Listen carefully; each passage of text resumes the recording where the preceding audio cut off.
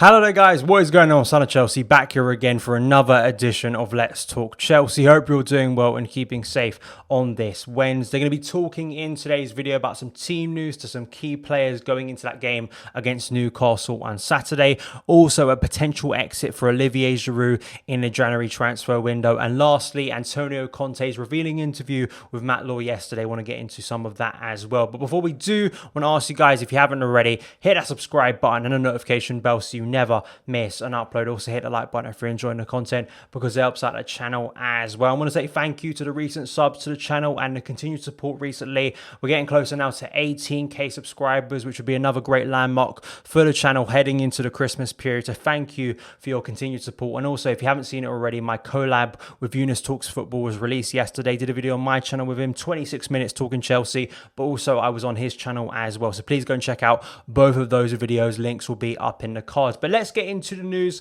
Firstly, I want to talk about recent team news that's broken today about two key players for Chelsea. There's always that concern with the international break and players getting injured on international duty, but these two players haven't been on international duty, and that is Christian Pulisic and Kai Havertz. And Simon Johnson reporting for The Athletic today that Chelsea duo Kai Havertz and Christian Pulisic likely to miss the Newcastle game on Saturday lunchtime. This despite the latter being given the go-ahead to return to training after Havertz, of course, was in self-isolation after testing positive for COVID.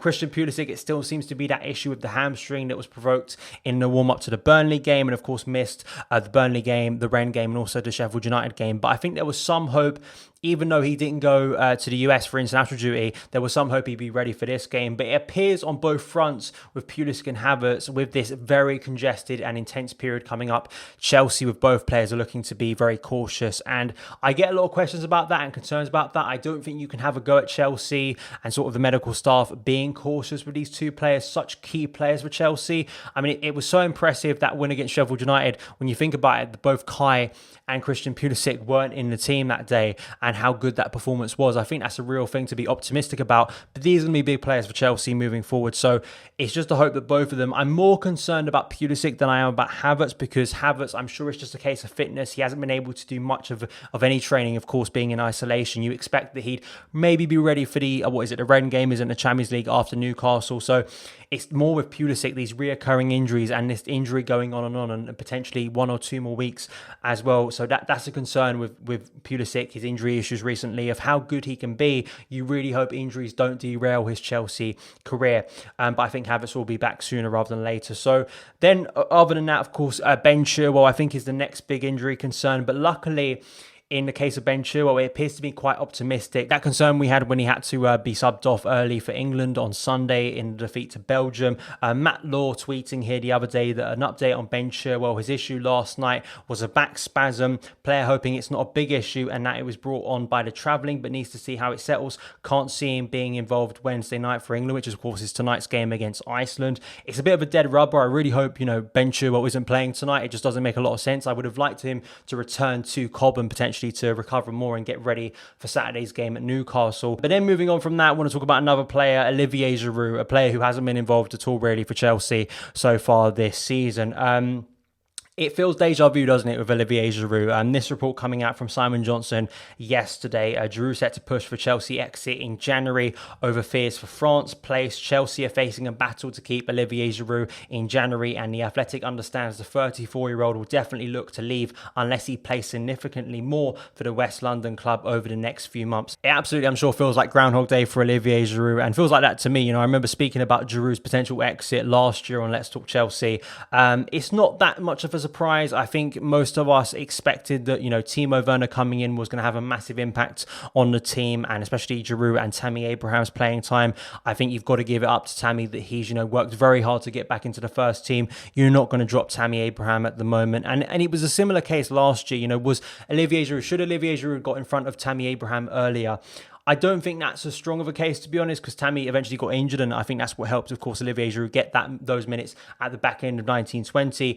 But this time, and I think last season, Tammy's performing so well, and Timo is as well, so he's not going to get in front of either of those players. And it's just difficult for Giroud at the moment, and we're seeing this with a lot of players at the moment in Chelsea's bloated squad, are just not getting minutes substantially, which could mean they will leave on loan or permanently in January. I don't think any Chelsea fan, and this was the case last January, but even more so now based on his performances and goals, key goals at the back end of 1920, will have any sort of resentment towards Giroud if he leaves. He's been a brilliant signing, one of Chelsea's best signings in recent years, and I don't think his contribution at the back end of last season should ever be forgotten. But there were some key goals before then as well, you know, FA Cup semi-final goal against Southampton, the Europa League final goal against Arsenal, but last year in that run, and he was incredible. He really was. Him and Christian Pulisic were just on another level, really. Him scoring goals, big goals, leading the line so well, performing to an amazing standard, really being the focal point of Chelsea's attack in some very stressful occasions, but getting the job done. I think Giroud deserves top credit for the professional he is and won't go with any ill will. When you see the records he keeps on breaking for France,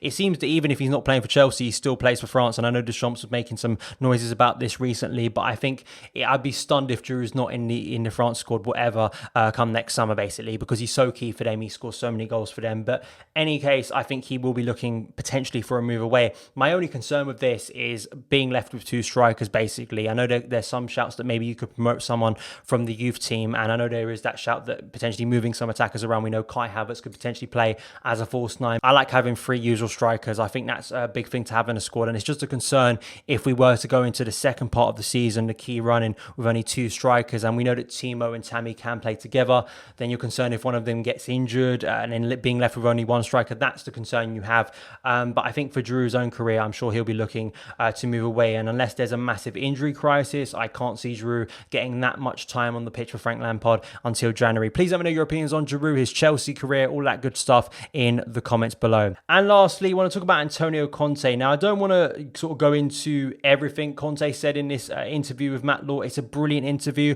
I'll leave the link, as I do to all the articles I reference, in the description box below. Please go and read it. It's really revealing, and it's interesting to hear what Conte has to say, because it's really the first time he's properly opened up about his exit from Chelsea in summer 2018 when he left. And I think a lot has been said, especially from me and other people as well, about Conte's time when we reflect on it, sort of the negativity, the way it ended. Even though it did end in an FA Cup triumph, I think there was a lot to be said about that 17-18 for more negative reasons. And the interesting thing about this article is, I think the headline things from it is he wanted to sign Lukaku and Van Dijk. That's not a massive shock. I think both of those players were heavily linked at the time, and it's been revealed since then how close Chelsea were to signing both of those players, and he feels we lost momentum after that. There was another thing on top of that, which was the sort of infamous Diego Costa situation with Antonio Conte, the fallout that led Costa going AWOL in the summer of 2017, eventually leaving the club and returning to Atletico Madrid.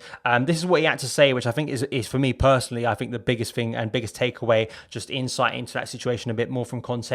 This is the truth, and honestly, in my career, I want to have players who are concentrated on my team and not to consider my team a second choice. My team must be the first choice. It was an incredible season, and I managed together with the club the Diego Costa situation in the best possible way. But in the end, the truth was only that the player wanted to leave many times to Atletico Madrid and during the season to go to China because he wanted the best contract. Conte also ended by talking about how Stamford Bridge will always have a place in my heart for sure, because it was 2 years that I lived with a great intensity, and I felt from the first day that the fans were with me in every moment.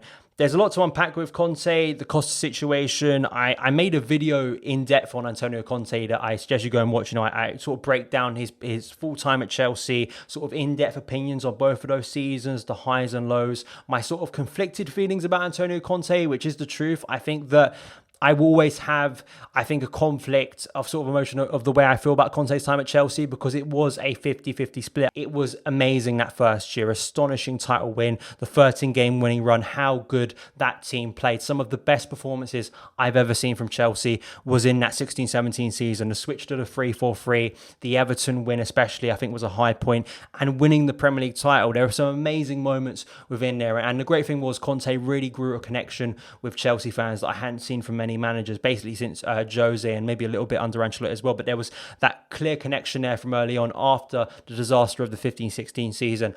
I think there are several things, the failed signings, Costa's own, behaviour, bad behaviour within that, and him having responsibility for leaving Chelsea in the end. It isn't all down to Antonio Conte, but I feel that there needs to be shared responsibility, and you don't really get that from these quotes and this interview, really. I think he talks a lot about sort of the struggles and the failed signings. I think a lot of people who excused Antonio Conte in 17-18 point to those failed signings, and we've seen this, right? And it's a great time to speak about this because Chelsea's improvement in the transfer window, drastic improvement in the transfer window last summer, I think you can very much contrast it with the summer of 2017 where we got it so wrong in terms of recruitment. And some of those were not getting first choice targets over the line like we are now with Frank Lampard. But I do feel with Antonio Conte, there were certain things he did in that 17-18 season that I think led to us, failing so badly. I think, especially the second part of that season, dropping so much. I think, it was almost relegation form from like January 2018 to like May that season. And all right, we won the FA Cup. That was his final game as Chelsea head coach, a great way to go out. But really, it was a pretty miserable season, all things considered. And to not be in the Champions League places come the end of that season, I think was a disaster, a complete disaster that I don't think needed to happen. I think Conte, based on what Sarri and then Lampard did in the 2 seasons following that, I think shows you how much of a disaster 17-18 was, at least in my opinion, in terms of when we look at the Premier League and going from champions to 5th place, wasn't it? It was just, terrible. It really was. We weren't that bad. The squad wasn't that bad. It could have done a lot more, I think, that season. But I'm interested to hear your thoughts on Antonio Conte, because although mine are conflicted and I'll always be grateful for that 16-17 season, he's always going to have a high place in a lot of Chelsea fans' minds based on winning that Premier League title in 16-17, some of the amazing wins, the 13-game winning run.